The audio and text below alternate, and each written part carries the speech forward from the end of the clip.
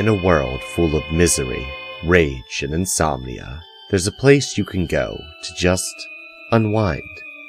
All you have to do is take a long walk into the mountains, and just past the black house, the secret garden, you'll find a small cabin. Inside that cabin, you'll find the Hole in the Wall Book Club. So now that the dream catcher's hung and the fire started, we invite you to pull up a chair and join the Losers Club as we explore the world of officious little pricks and shining on.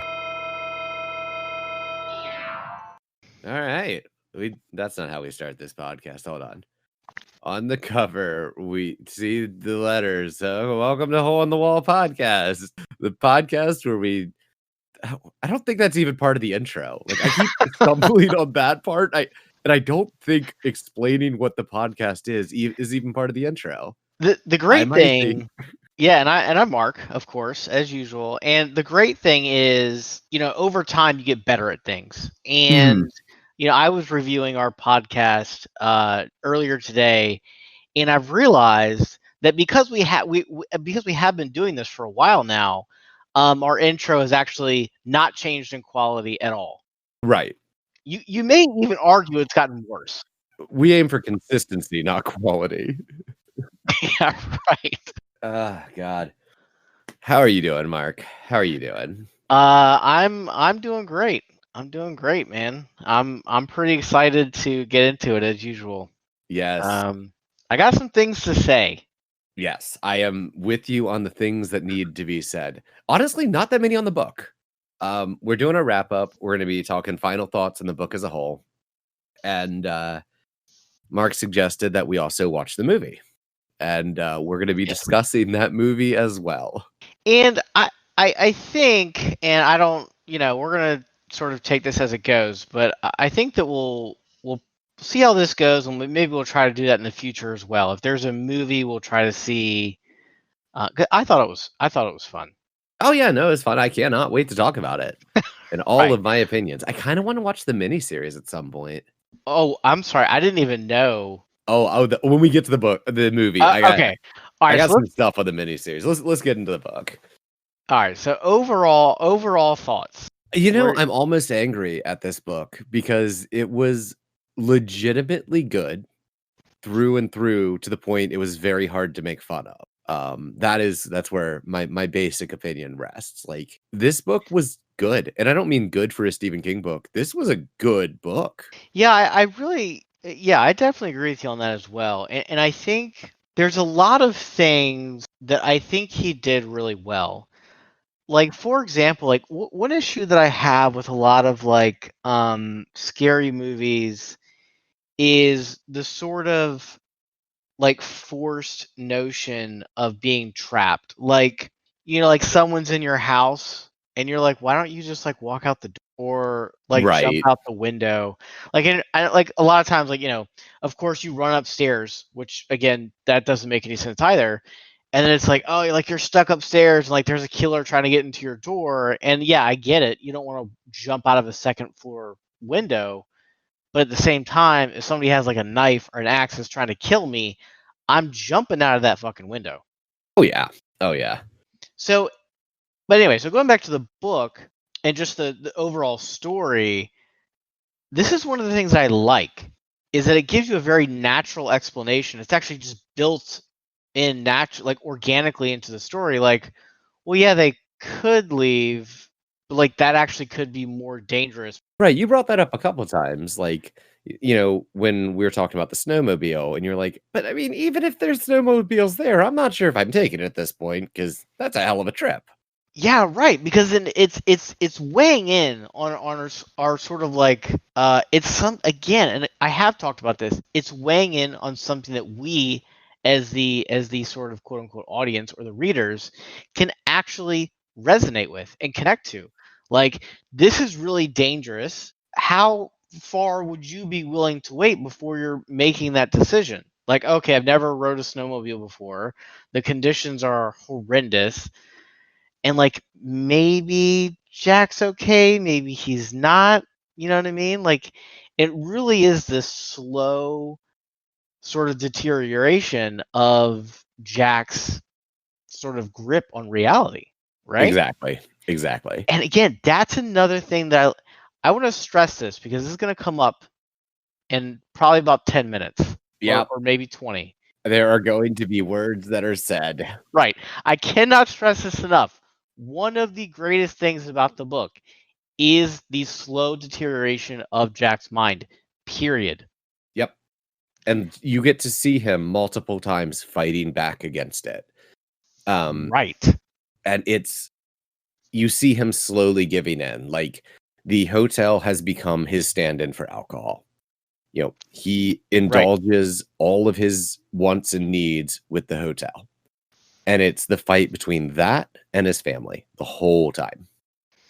And again, you could even maybe even theorize that really, and who knows, maybe this theory is only held by me, and that's it, and that's fine.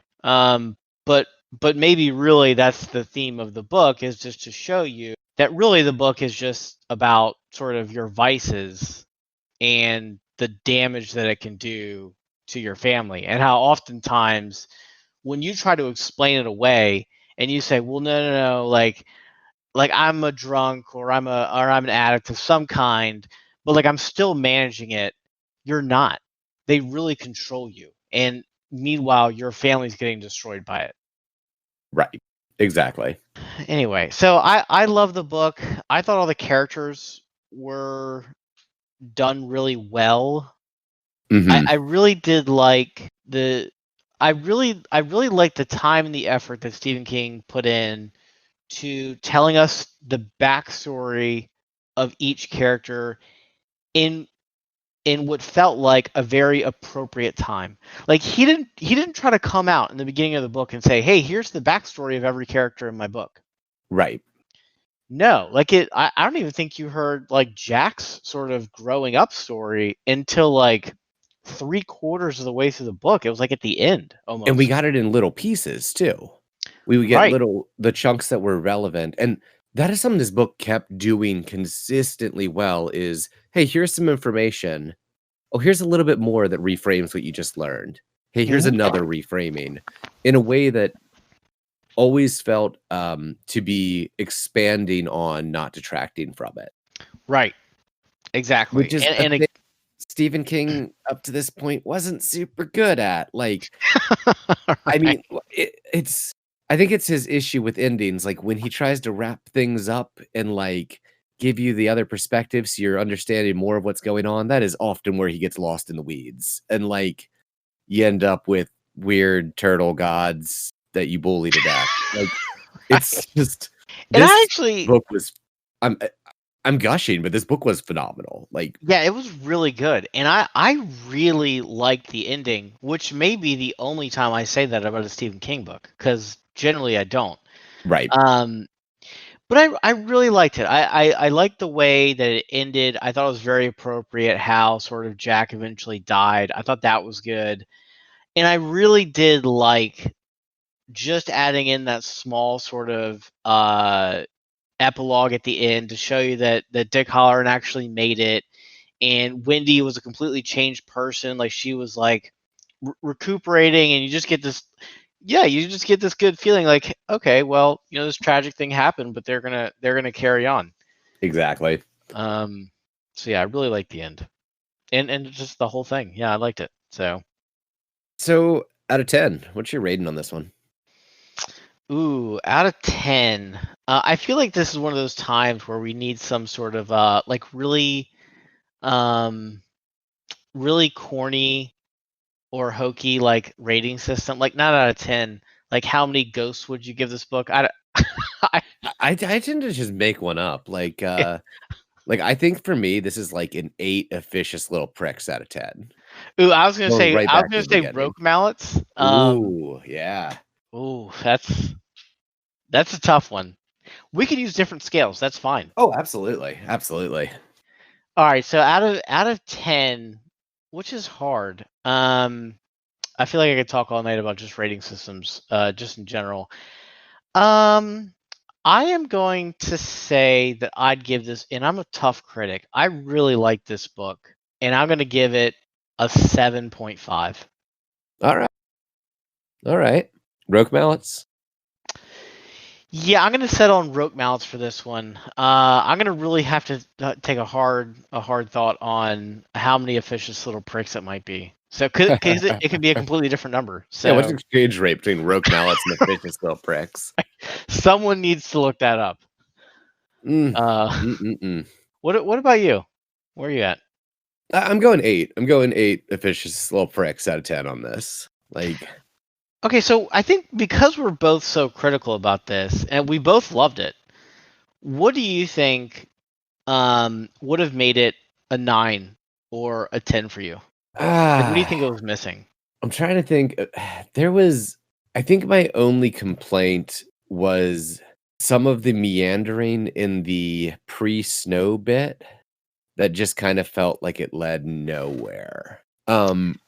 That's fair, but I also feel like the purpose of that, and I see what you're saying, but I almost feel like the purpose of some of that was to show you that again, it was to show you what Jack is like before the hotel sort of gets his hooks in. And I think that's why that part was so important, even though it did sort of feel like, okay, like I'm just reading this and waiting for them to get snowed in. Yeah, it You just know? the pacing was a bit for me like there I, one of my only like bad feels at the end of this is like the amount of time we have invested in learning the specific history of the hotel for a lot of that to ultimately not matter. Yeah, that was an insane amount of detail. And I think we Right. talked about there was like one chapter where like the detail was it was just it was absolutely insane. Like I was like, all right, like these dates happen. And I'm not gonna lie. If I had to take a test on any of that right now, I would miss every single question. I think I forgot about all of it literally the next chapter. I Oh was like, yeah. okay, No, if I something had to bad take a should test happen. when I finished the page, I would have failed it. Right. And like it was 2 chapters in a row that kind of had that vibe because it was when he really started digging into the basement stuff. And then very Right. soon after that, either the next chapter or very soon after, I can't remember, is when he calls Ullman and he just kind of recaps a lot of it. And it just was a lot of words that didn't amount to a huge amount. But I did like that phone call though, I liked because the that phone call. Yeah. because it was I starting didn't to like that show the phone call you was recapping the information we just learned that already felt a bit much. that's fair. I I'm really being like that nitpicky phone because I call gave though. this an 8. Oh So, yeah, I mean that's why we're here. I think anyway. So for so how about me, you? yeah, so for me, and this is a very subjective. This is like a preference thing, really. So I don't know if we talked about this, but my favorite book by Stephen King, probably by a mile, not a green mile, but by a mile, is by far The Stand. And one of the huge reasons why I like The Stand so much is because of just how sort of deep Stephen King went into developing all of the characters. Like I actually felt a very strong emotional attachment to all of the characters in that book because of how in depth it was. And again, this is a much shorter book, so I get it, right? Like I get that you can't do that with every single book, but like it's one of those things where when The Stand ended, or some of the other amazing books that I've read, when those ended, I was almost sad just because I wasn't sort of quote unquote with those characters anymore. And with The Shining, I was just like, all right, well, that was a good book. Like, it's over now. Like, I'm not actually really interested anymore in Wendy. Like, she's gonna go to work now. And Dick's cool, but like, it, I get that. I so 100% get that. yeah, and I think there was some element where I don't know, like I almost wish there was a little bit more into Tony and sort of developing that aspect of the story as well. But again, overall, if you know, it's definitely a thumbs up. If somebody's like, Right. hey, oh, Stephen King, never heard of him. Maybe I should check him out. This would probably be up there with one of the books I'd say, yeah, you should really, read that one. So Yeah, start with The Shining and then read Salem's Lot so you can feel pain, and then finish it right, with Under the Dome so you just give up. yeah, right, Perfect. yeah, exactly. Uh, I I've said this before that I don't want to do the stand on the main feed because it would just take way too much time. But if we ever had like a Patreon and did the stand on that, you and I might actually fist fight over that book. I don't dislike the book, but I have a lot of very strong opinions on certain parts of the book, and we might fight. Well, Just this is saying. right. If we get to that point, which I mean, this yeah, like you said, it have to be like a Patreon thing, or like I mean, like Big Papa would really have to put in a large commitment here, but Big Putt Putt better show up. right. Oh, that's the other thing I changed about this book. I put a lot more putt putt in it just because it really speaks to my soul. Yeah, My soul being a corporate sellout. The big yeah, putt putt. exactly. Call me baby. All right. So, do we want to? Do you have anything else to sort of dig into in the book, or do we want to go to the movie? Not really. Overall, just yeah. Oh, you know what? I do have one more thing I would change about the book. I Okay. really wish Tony had been represented by a young child crooking his finger and talking real creepy, just Oh. like, my name's Tony, and you're I'm in your mouth. I'm in my mouth. Okay. Okay. So we're getting Spoiler into the alert for the movie. movie. If you haven't seen the movie and whatever, come back near the end of this episode, I guess rewind and figure out what we're doing next. Yeah, and hold on. And I'm going to say this too. We're going to do a little sidebar real quick and talk about spoilers. There is no such thing, and I had actually never seen the movie until recently because I'm not that much of a movie watcher. There's no such thing as a spoiler when a movie has been out for like 30 years. I'm sorry, actually longer than that. That's fair. That's So, fair. yeah, I think at that point it's just your fault. Especially if it's like a really popular movie, which this is. For some reason. Okay, let's get into this. Oh my god, this piece of shit movie. Okay, now that everyone's unsubscribed. Yeah, right. Wow. I spent a long time after watching this movie before I messaged you being like, "Okay, was that a bad Shining movie or was that a bad movie?" And I'm still not 100% sure, but I'm leaning towards both. Yeah, I'm gonna go. I'm gonna go ahead and agree with you on that. I think overall, and again, you're right. I mean, everybody, if you're listening now, pretty much everyone's gonna check out on us after this because I thought Yep. the movie was horrible, just from both regards. I didn't find it to be a very enjoyable movie, just as a movie, and then it's strange because right before we recorded tonight, one of the big questions that I had after, and this should never be a question, was I actually really was curious if the director even read the book because You he know, completely Kubrick, missed the point. I mean, Jack isn't an alcoholic in the movie. Number Right. one thing, like he drinks a couple times in the movie. What really kind of bothered me about this is it was in starting to watch the movie, I was remembering all the iconic scenes people remember from the movie. Yeah. And none of them happen in the book. And none of them really makes more sense. Like the elevator pouring forth blood. That doesn't happen in the book. In the movie, it's just a vision. And that vision would have made more sense in the book because the Yeah. elevators are a big deal in the book. In the movies, they're just there. Yeah, and gosh, I don't know how much time we have, and I don't even know where to begin with this thing. First of all, I am legitimately baffled that this movie is so highly praised. I legitimately am completely just baffled by this. I don't get it. Um, I feel like one of the most powerful sort of things that you can do in horror is that slow build up, that slow tension building. And that's something the book captured really well. Oh, yeah. Just this slow build up and Jack just slowly losing his mind and becoming slowly more violent over time. In the book or in the movie, excuse me, Jack was like cool in the interview and then he was pretty much just instantly an asshole like after everyone left. From the second scene on, Jack's a dick. The Right. very first interaction we see between Jack and Danny is them driving to the Overlook. And it's Danny leaning forward and be like, "I'm hungry." And Jack's like, "We should have eaten before we left." I'm like, whoa. Yeah, Are right. you gonna strike your child right now? What the fuck? Like, There is never a moment where I felt like Jack gave a shit about his kid, let alone loved him. Yeah, and again, that was such an important part of the book. And I'm not trying to be one of those like book snobs where it's like, oh, you didn't follow the book, so it's not good.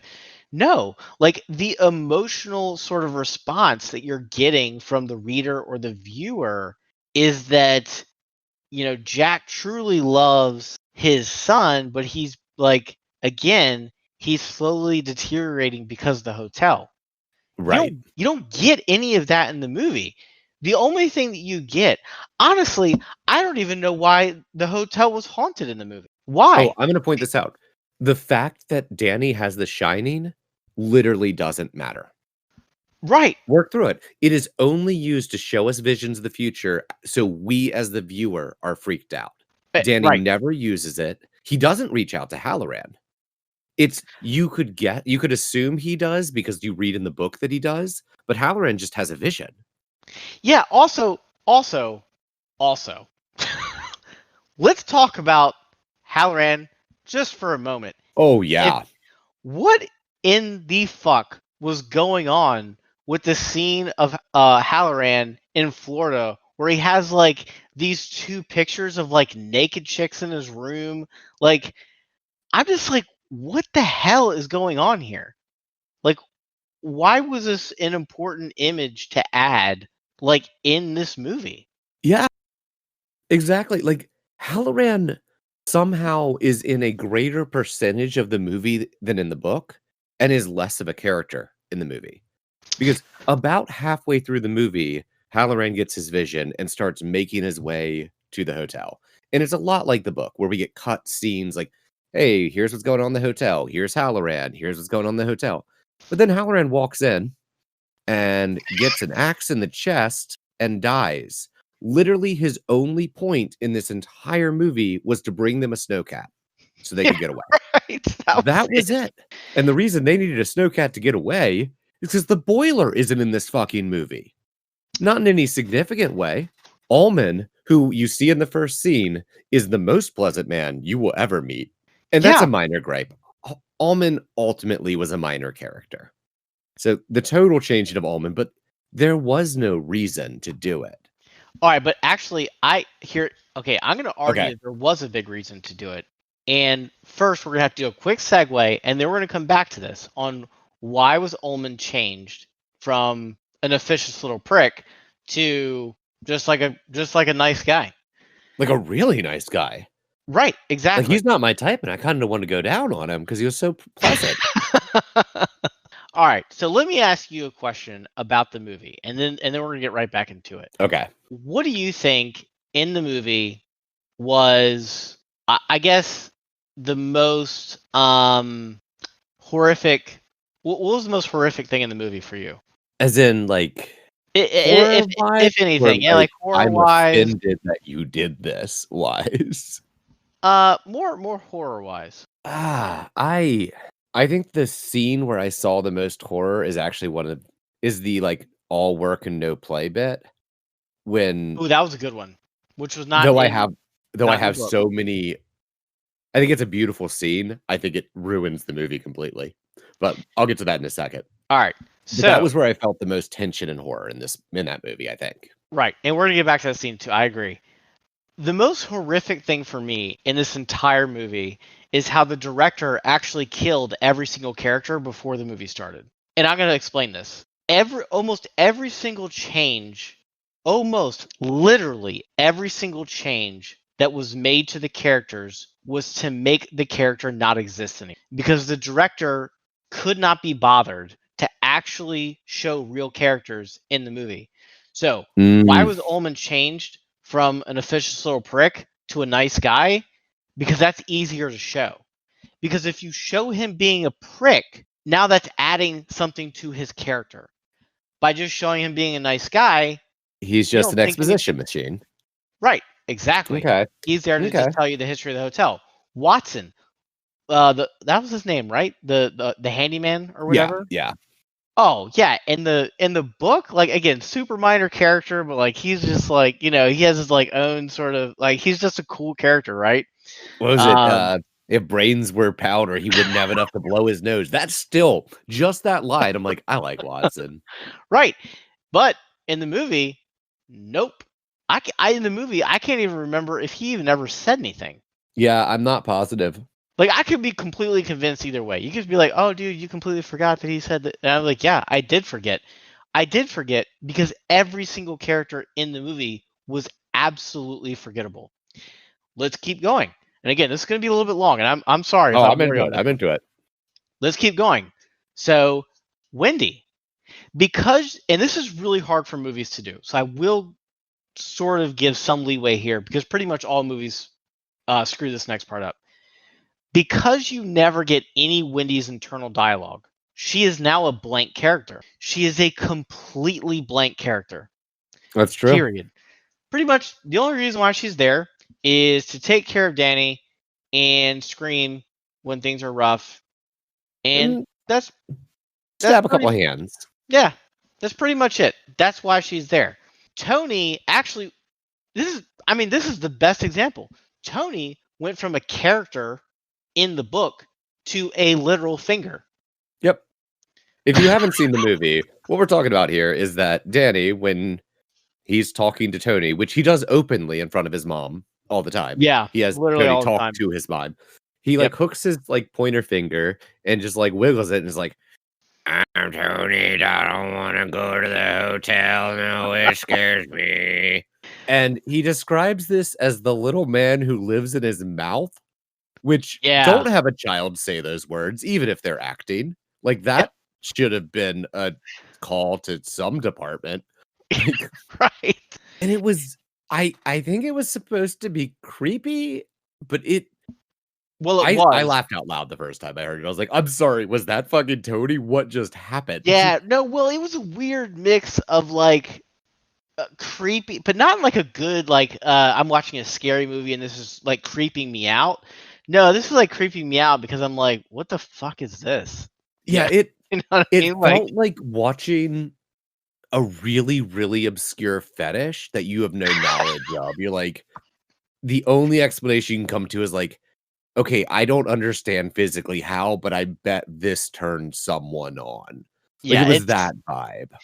And again, so then we have the destruction of the Tony character. We have the destruction of the Wendy character. We have literally the destruction of every single minor character in the book, including almost all of sort of like the phantoms or the ghost or whatever, except and the for hotel Grady. Itself.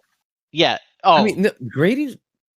Yeah, Grady. Yeah, they give you like some of Grady, but they destroy every other character. Grady's the only talking phantom, I believe, throughout the whole thing. No, Grady's only significant, right?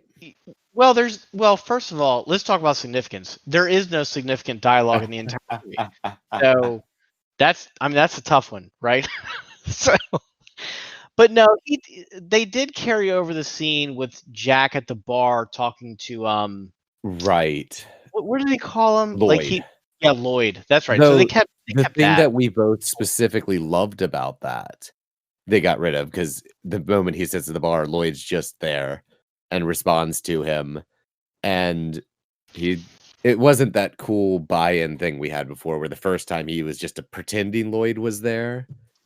It just he sits down and there's a ghost Lloyd there, and like so, and also like this. So that was a very pivotal scene in the book, like when he finally decided to take that drink. And it looks like Kubrick took that and was like, okay, I'm going to make this the big pivotal scene in the movie, but it had no weight because Jack's not an alcoholic. Exactly. He doesn't have a drinking problem in the book. He has an anger problem. Like, I mean, and to be fair, because people are going to get in on this, because technically they do say that he drank a little bit too much. Jack's really open about this, I think, when he's talking to Ullman.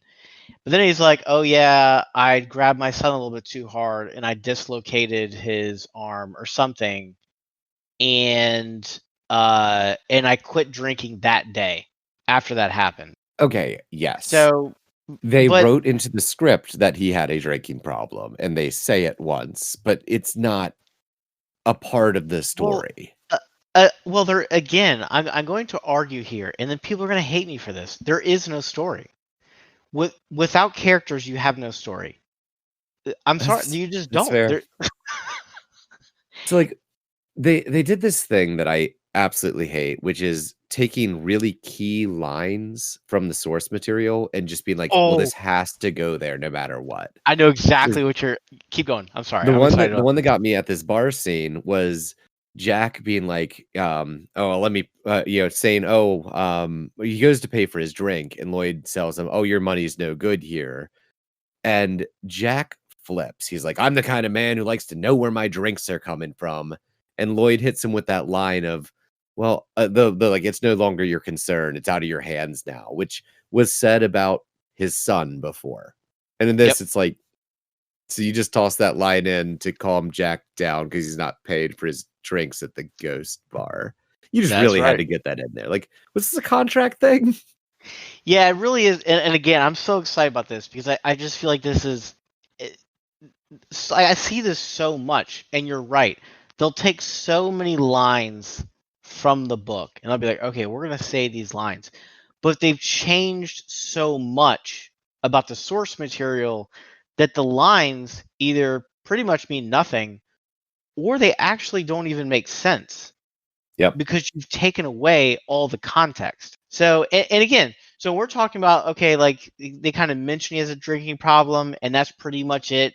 You don't really see him struggling with it until he just like randomly walks in and has a drink. This is again going back to what I said, which is the director destroyed every character. And this is how he destroyed the Jack character. He took away his entire backstory, he took away his inner demons. They took away his entire character, and what you're left with is basically a dad who's just abusive. Right. And That's it. openly so. Right. Like, there was that bit in the book, and I don't remember what it was, but it was when he snaps at Wendy, and we mentioned that, like, "Hey, here's the things he says to her, and it's pretty rough, but the things he thinks about her, we don't wanna repeat." In this Yeah. movie, he's just always saying the inside stuff out loud. Yeah, Like, right. And it's like, but and again, it just doesn't. There's so many things that you could have done differently. And again, I know it's hard, right? Because you're trying to adapt a movie into a book. You can't do it all. Internal dialogue, like what the hell are you doing about that? But no, again, you've I got a house full of phantoms, he could talk to a ghost, frankly. yeah, well, you can't. But again, we're going back to this. Why was the hotel even haunted in the movie? Like it, like I mean, I know, like maybe I'm taking a cheap shot here, but it just wasn't an important part of the story anymore. Right. Like it was so strange. Like oh, and this is a crazy. I was so upset by this movie that I actually spent time looking into it. Oh god. I Okay. spent time. I mean, some of the changes didn't even make any sense. Like they changed the room number, right? Okay, I know why they did that. Right. I think we talked about this a little bit before because it was bothering me so much. And yeah, apparently, like it was shot at a real hotel, and 217 actually existed, and they didn't want people to be scared of it, so they changed it to 237. Okay, Which I that's personally think is hilarious because there's people out there who are obsessed with how 237 is such an important key number and trying to crack the code, and it's like, uh, it wasn't in the original script. I doubt it's really that special, guys. yeah, it really is. I was looking into like theories and stuff like this, and I'm like every time like I'm hearing the same thing with like it, right? And I start bringing up scenes from it, and everybody's like, no, and I'm like, let me guess, you've only seen the movie, right? And they're like, well, Mhm. yeah, and I'm like, okay, like maybe you So should you read the didn't book. see them jerk off on each other. That wasn't part of your Yeah, right. experience here? Like, let's just Exactly. put it out there. There's a bunch of kids and they jerk off on each other. That is a thing that happens in the Well, it's book. actually it's much worse than that. Oh, yeah. It's I don't even really want to talk about it, but anyway, I'll put it to you like this: if you've never read the book It, you should read the end, and there's a complete sex scene with a bunch of 10-year-olds. Yep. That is a real scene from the book, and pretty much I've talked to very few people who know that's real, and I'm like, yeah, man, you've only you've only seen the Yup. movie. Um, I do wanna point out in Stephen King's defense, yeah, right. yeah, Lots of coke. ah, Uh, I want to then talk about Jack's book in this movie okay, because I think it is the best scene in the movie, but also is the scene that proves the movie's pointless.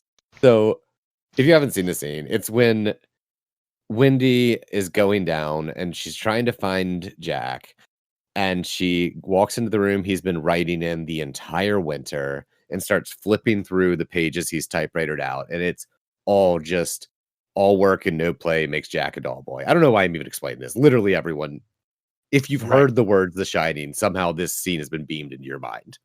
And again, But it is the best scene. Yeah. yeah, except it means that Jack has been batshit insane from the moment they got there, at Exactly. least.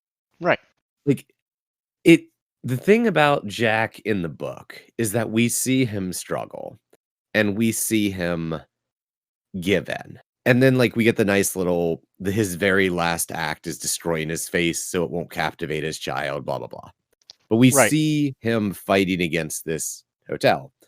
In the movie, you could easily make the excuse that Jack is 100% blameless because if he is that batshit insane the moment he steps into the hotel, he had no chance. It's just possession. Yeah. Right. I Like, mean, or again, you could even make the argument that again the hotel doesn't even have to be haunted right. because he was already crazy when he walked in the door, and the isolation alone probably would have made him snap anyway. Yep. It, And it just killed me that that was the most it was a great scene. So it much was tension, so much and then like it clicked. It's like, wait, the deeper she goes into this manuscript, the more this movie is dumb. right. Like, mm. And And to the point, I would like to point out that Stephen King agrees with us. To the point that he is yes, not legally allowed to say he agrees with us publicly. right. So I don't know if you know about this, but like when they got the miniseries off the ground, as part of the contracts with that, they made him agree to stop publicly dissing the movie, with one exception. He is still allowed to publicly complain about Jack Nicholson's portrayal of Torrance as crazy before he went to the hotel. That is the only thing he is legally allowed to complain about publicly on the Shining movie. And I just enjoyed that. He's like, Yeah, I it's will not give up that complaint. right. Like, Right, exactly. Well, imagine being the person writing up that contract. Like, okay, fuck it. You can have that one. right, and I think this really points to it too, because we're sitting here basically saying that the movie literally was completely out of touch. It had no idea what the book was about. The director, and again, people are going to kill me because it's praised so much, but the director had no idea how to capture any of the central themes of the book, or even the central feeling of the book. And as much as I hated it, I couldn't imagine being Stephen King and being proud of your work and then seeing it absolutely destroyed on film. Oh, yeah. I Like, mean, especially when it's one of your actual good work that other people will be proud of too. yeah, right. And here's another thing. Keep going in on. I want to talk about the end of the movie as well. Yes, I'm ready for it. Actually, we're going to talk about. This is a two-parter for me. Cool. First of all, they changed, and I read an article today that said this was a great idea. I could not disagree more. They changed it to where there were no hedge animals, and instead they changed it into a maze. And somebody, like, there was a whole article that I read today about how, like, wow, that was such a great idea because the hedge animals were like silly and they were dumb. And I'm like, did you read the book? My one point I'll make on this, and I would give this like I would give this as a defense for literally any other director except Kubrick, because I have specific feelings on Kubrick, which if I say out loud in this podcast will get me so added, so I'll do it a little bit later. But for the time the movie came out, I'm pretty certain the hedge animals would have looked bad no matter what, just on screen. And That is I the only defense I'll give for that. and I To think of it wondered as a that. good idea narratively, disagree completely. Yeah, I But wondered that about Tony as well, where I was like, I wonder if like the huge issue was like we don't know how to do I like mean, if you can do those elevators full of blood, you can give me a shadowy figure talking from afar. Like Tony is specifically always at a distance. That could have been visually cool with the technology of the time. Yeah, but anyway, going back to the Yeah. hedge animals, and I think you're right. I think it would have been a challenge. I think that maybe replacing them with something that they could have pulled off would have made a lot more sense. But changing it to a maze was just people like this. That people thought this was a good idea. The maze means nothing. Yep. It's not like the hedge animals literally protected the hotel. That's what they were there for. Yep. And like the fear of you taking your eyes off them for a moment and then them running after you is intense. But just The having a maze there, I was like, the maze was okay. sanctuary because Yeah, Jack they is hid in not it. in any way supernatural here. They just hide in it. Like, Yeah, it's so dumb.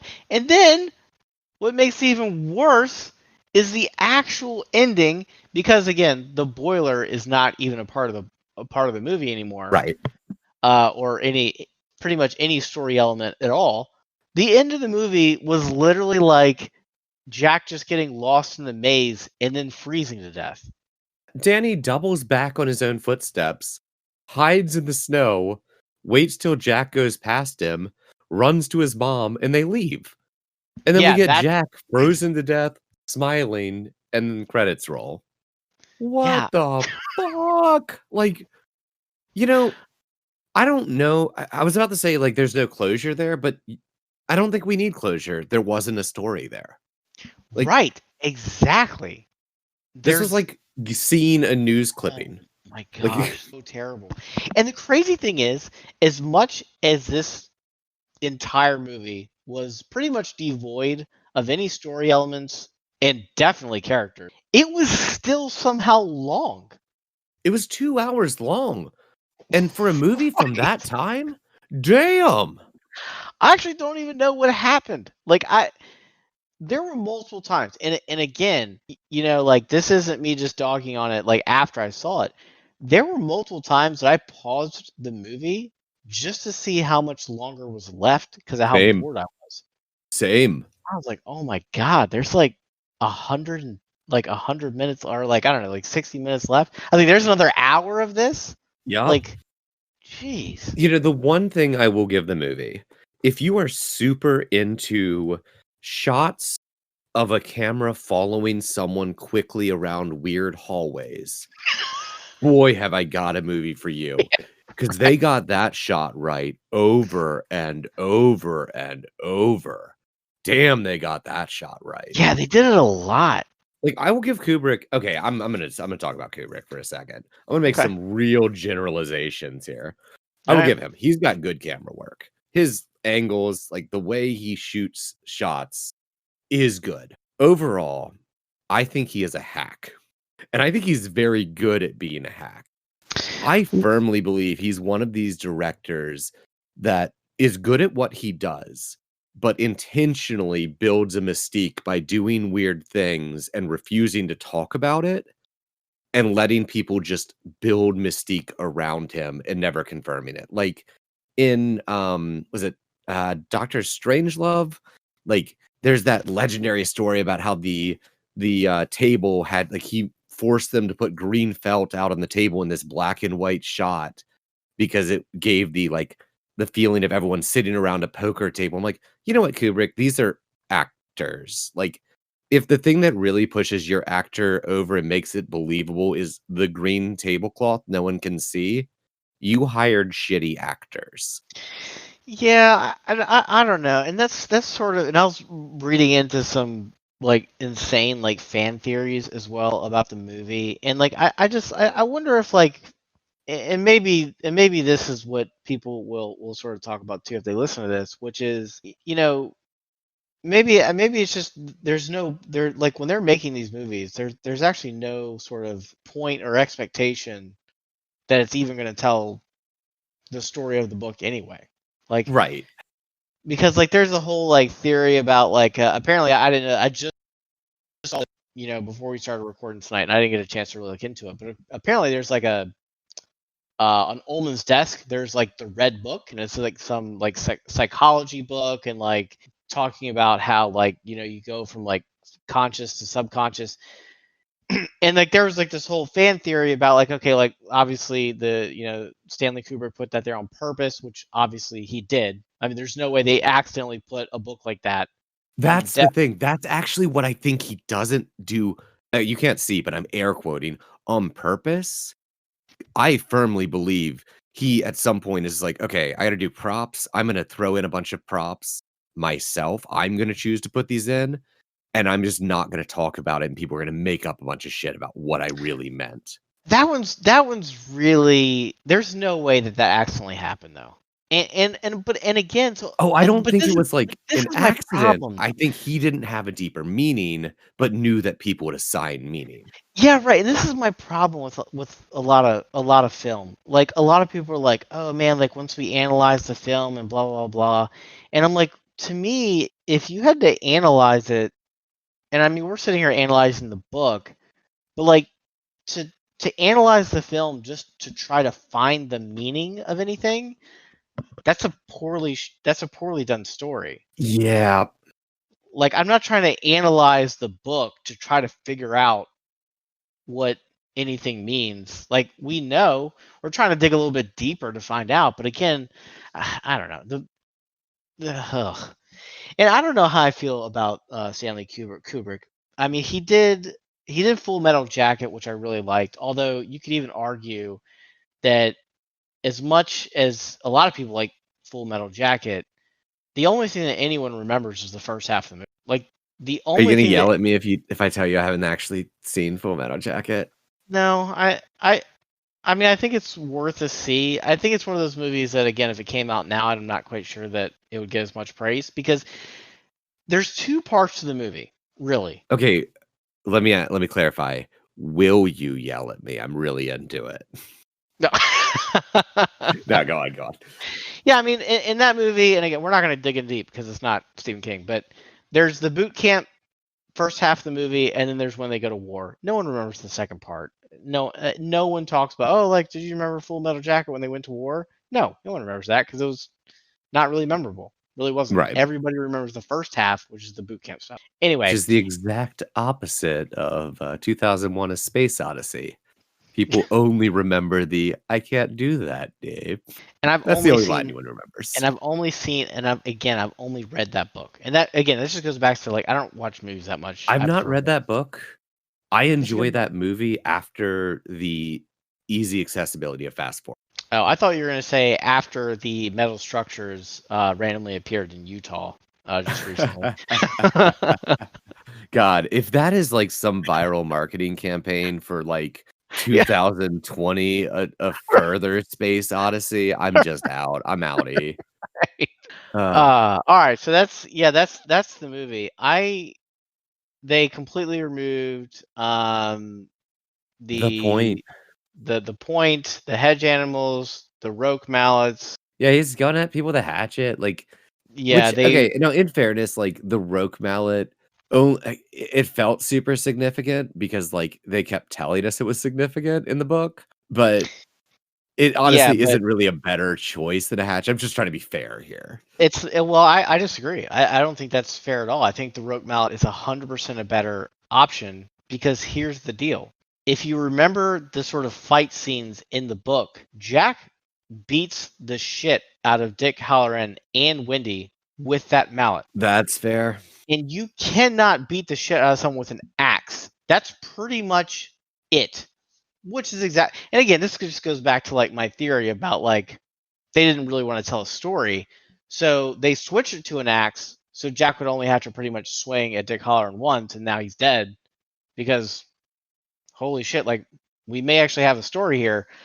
And again, that's why the mallet was so significant in the book because it's just this blunt object, like a baseball bat or something like that, right? And they are just, I mean, they're getting clobbered with this thing like full swing, but it's still believable. Like, okay, they were able to like, crawl over to their next destination or whatever like that. Again, you're not even So sure if Dick Halloran's going to make it in the book. He was beaten so badly with the mallet. right. And in the movie, it's pretty clear he is not gonna make it as he takes Yeah, an axe in the chest. Dick Halloran like walks in and he's like, "Hey guys, what's going on? Oh, I have an axe on my chest. I'm dead now. That's it." Well, there's a snow cat outside for your wife and kid. Let them know. Thanks. That was my thing Later. too. Like in the book, you're trying to envision the scene where he's so worried for so long. And again, this wasn't in the movie at all. No. He was so worried for so long, and then he walks into the hotel and he sees the blood everywhere from where Jack was hitting Wendy with the mallet. And I felt him like, oh my gosh, because he's been now he even says he's like, oh my god, am I too late? And like he Yep. like he's like, oh my god, like I can't, like I hope Danny's okay, like he's just a little boy. And of course none of that was in the none of it was in the movie. I just Like, oh and okay, wow. we gotta wrap this up soon, but I just gotta say, Yeah. Halloran's a dick in the movie. Like, Yeah, he's we like get an abbreviated version of him and Danny talking, which is somehow less safe feeling than the part I was pointed out in the book of like, I wouldn't let my 5-year-old go in this dude's car. And it's not like they don't go in his car, it's just that Jack and Wendy just leave. They're just like, okay, let's continue the tour. You hang out with this cook we just met. yeah, But right. we get like an abbreviated version of the like, hey, don't go in this room bit. But it's not the hey, they're just pictures, they can't hurt you. It's Halloran looking at him going, do not go near that room, boy. And there's like no warmth in his voice. Yeah, right. Like, oh man, Like it's there feels like there's so little connection between those two characters that you're almost like, dude, why the fuck are you driving across country? Like, even if you're certain this kid's gonna die, it seemed like you didn't like him. yeah, What are you it doing? almost feels like he's like, well, it's Saturday night, I don't have anything to do, so I guess I'll go and check it out. Yeah, You know what I got mean? the Like, old shining call. right. Here we go. No oranges, right? That was removed too, but whatever. Yeah. Pretty much everything. It was a gutted story. Anyway, so I'm gonna give that. Well, I can't even give it one rogue mallet because there was no rogue mallets in the entire movie. Yeah. Or officious little pricks actually. So, I will give it trying to be fair here. So I'll give it like 2 complete lacks of any driving plot features out of 10. yeah, and I will also going with your lax. I'll give it 2 laxes out of 10. Yeah. So anyway, so yeah, we're running a bit long. I could probably talk about the movie for much longer, but we have some more exciting things coming up. Yes, as you are joining.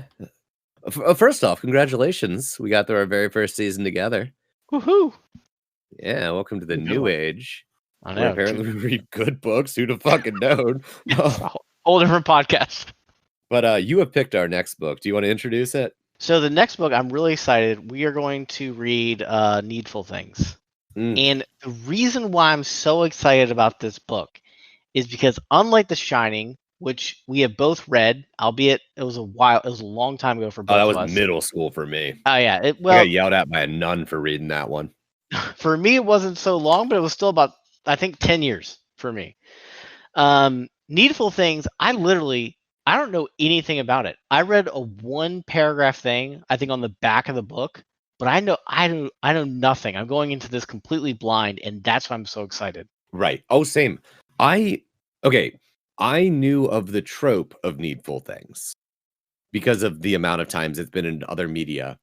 Legitimately, until about a year ago, didn't realize that those tropes were like that Stephen King wrote this fucking book. Oh, okay. Yeah.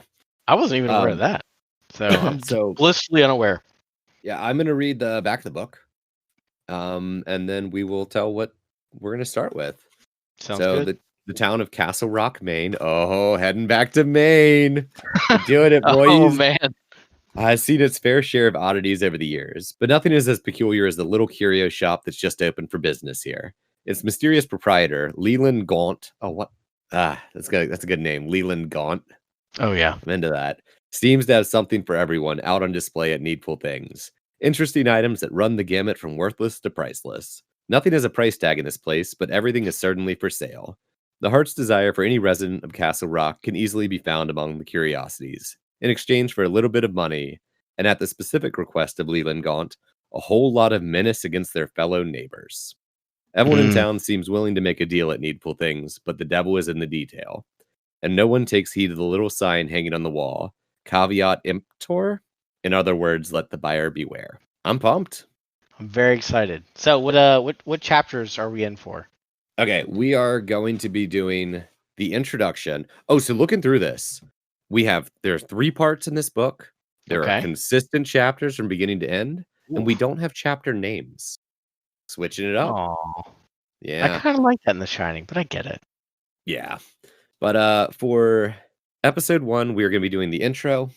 It's like prologue, whatever, Yep. through chapter 4. Awesome. And we're going to be taking a break next week. So join us in 2 weeks. We'll be reading our new book. Yeah.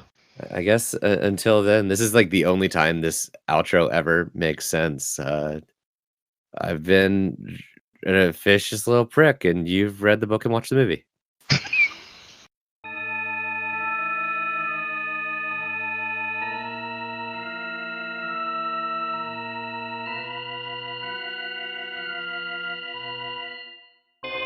Hole in the Wall Book Club is a part of the Icynewyear Productions Network, and produced and edited by Anthony Sheets. The music in this episode is Supernatural Radio by Kevin MacLeod. There'll be a link to his license and website in the show notes. If you want to get a hold of us, tweet us at Icynewyear, or send an email to icynewyear@gmail.com.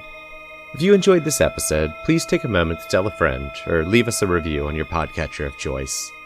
Word of mouth and 5-star reviews really help us get out in front of more people, and let us expand and do more things. More information on the show can be found on icynewyear.com. Thanks again for listening, and we'll see you next time.